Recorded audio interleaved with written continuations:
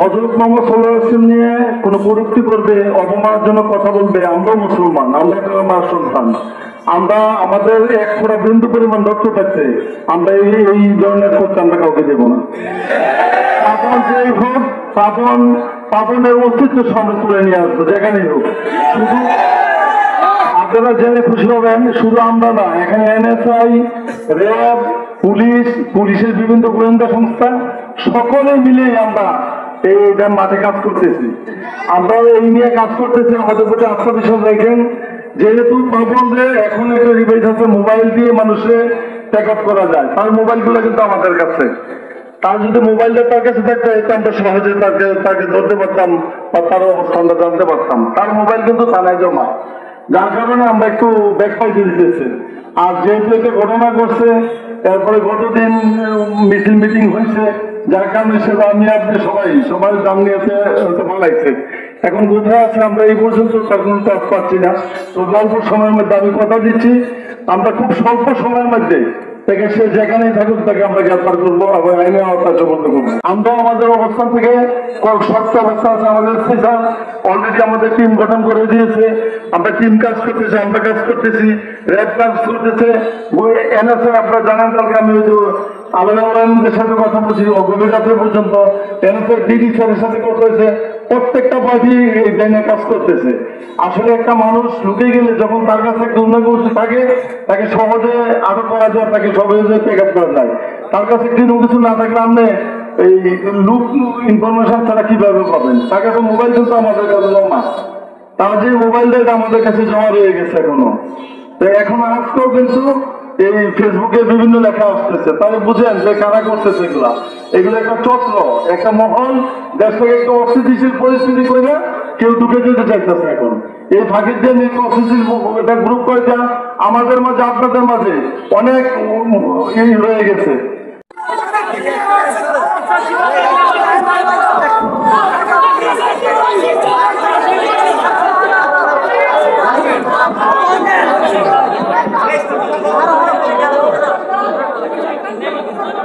বিসমিল্লাহির রহমানির রহিম।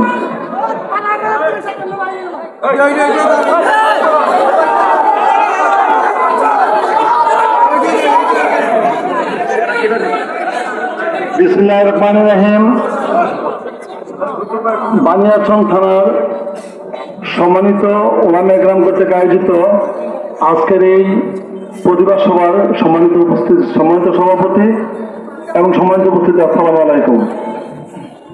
আসলে যে পাপন গ্রুপকে নিয়ে আমি কিছু কথা বলতে চাই, যেটা হলো গত 7 তারিখে এই হযরত মুহাম্মদ সাল্লাল্লাহু আলাইহি ওয়াসাল্লামকে নিয়ে কিছু কটূক্তি ফেসবুকে আসলে পরে আমরা এই বানিয়াচংয়ের সম্মানিত ওলামা ইকরামদেরকে নিয়েই এই পাপন গ্রুপকে গ্রেফতার করার জন্য আমরা পুলিশ পাঠানোর পরে দেখা যায় পুলিশ গিয়ে তাকে বাড়িতে পায় নাই।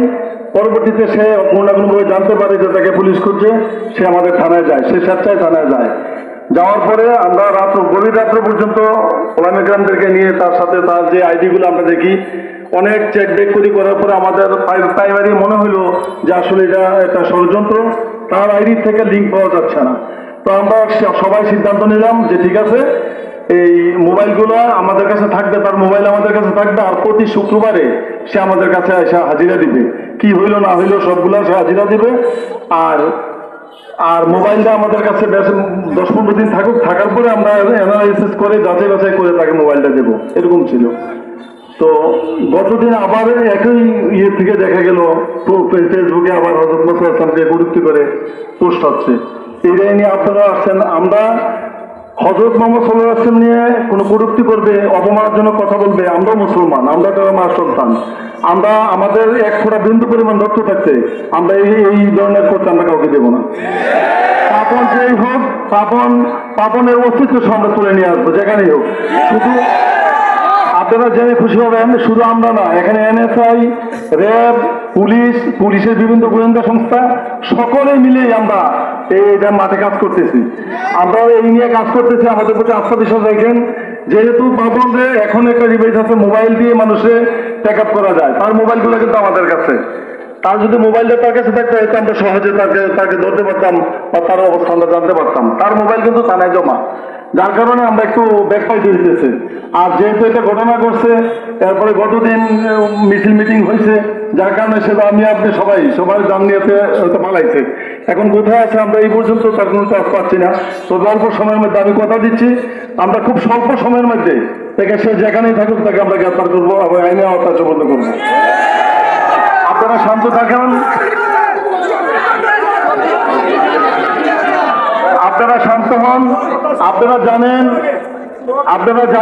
15ই আগস্টকে কেন্দ্র করে একটি মহল, একটি চক্র দেশে একটি অস্থিতিশীল পরিস্থিতি করার জন্যই আজকে এই ধরনের গভীর ষড়যন্ত্রে লিপ্ত আছে।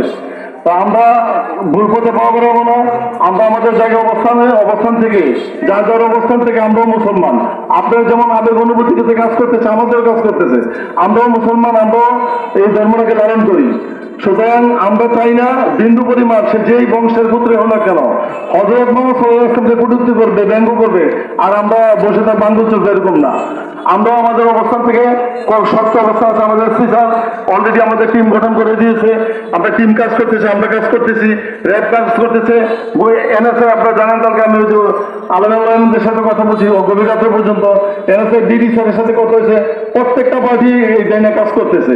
আসলে একটা মানুষ লুকিয়ে গেলে যখন তার কাছে কোনো না কিছু থাকে, তাকে সহজে আটক করা যায়, তাকে সহজে প্যাক আপ করা যায়।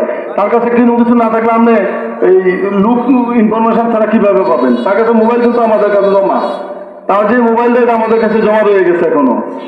এখন আজকেও কিন্তু এই ফেসবুকে বিভিন্ন লেখা আসতেছে, তাহলে বুঝেন যে কারা করতেছে এগুলো একটা চক্র, একটা মহল, দেশটাকে একটা অস্থিতিশীল পরিস্থিতি করে কেউ ঢুকে যেতে চাইতেছে। এখন এই ফাঁকির জন্য একটা অস্থিতিশীল এটা গ্রুপ করে যা আমাদের মাঝে আপনাদের মাঝে অনেক রয়ে গেছে, অনেক কনফ্লিক্ট কিন্তু আমাদের মাঝে রয়ে গেছে, আমাদের মাঝে সাইকেল কিন্তু উস্কাই দিতেছে। সুতরাং আপনারা দয়া করে বুঝবেন, এই দেশটাকে ভালোবাসবেন, দেশের মানুষকে ভালোবাসবেন, দেশের মাটিকে ভালোবাসবেন। দেশ উত্তরোত্তর আগে যেতেছে আপনাদের সবার সহযোগিতায়। আপনাদের প্রত্যেকের সহযোগিতা কামনা করি। আপনারাও আমার মতো আমার জায়গা থেকে আপনারা প্রত্যেকটি লোক আপনারা মনে করবেন আপনারা থানার অফিসার ইনচার্জ, এটা মনে করে আপনাদের অবস্থান থেকে পাপন কোথায় আছে আমাদের সহযোগিতা করুন। আমরা তো আমাদের অবস্থান থেকে চেষ্টা করতেছি এবং সর্বশেষ চেষ্টা আমরা চালিয়ে যাচ্ছি। আমি আপনাদের সহযোগিতা, প্রত্যেকটি মানুষের সহযোগিতা চাই, দেশের লাঠি একের বোঝা। আশা করি আপনারা আমার কথা বুঝতে পারছেন এবং সহযোগিতা করবেন। আপনারা শান্ত থাকুন, ইনশাল্লাহ পাপন গ্রেপ্তার হবে। ধন্যবাদ সবাইকে।